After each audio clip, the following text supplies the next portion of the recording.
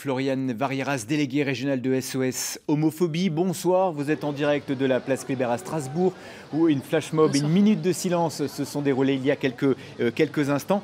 Quels sont les témoignages que vous avez recueillis puisque vous avez participé à la rédaction de ce rapport ? Les témoignages ont été plusieurs et multiples parce qu'ils considéraient donc toutes les personnes LGBT.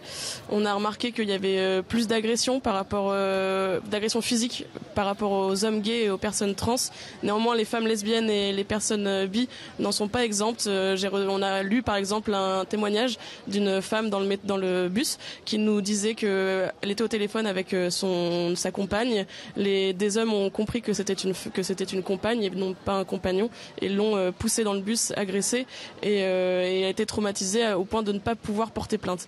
Et c'est des violences que l'on condamne avec beaucoup de rigueur et on s'inquiète surtout par rapport aux jeunes en fait. C'est que les jeunes LGBT ont 2 à 7 fois plus de risques de faire une tentative de suicide et c'est une situation qui est assez alarmante et on appelle les pouvoirs publics à prendre des résolutions réelles pour combattre cette homophobie et transphobie ambiante. Est-ce que ce sont des actes qui touchent plus les hommes que les femmes ? Les actes ne touchent pas plus les hommes que les femmes. Pour les femmes, ce sera des actes qui seront moins montrables, entre guillemets, c'est-à-dire que ce sera moins des insultes ou des agressions physiques, mais ce sera plus du rejet, de l'ignorance, du refus de service, par exemple. Pour les hommes, c'est vrai que ça sera plutôt caractérisé par des insultes, donc on le remarquera davantage.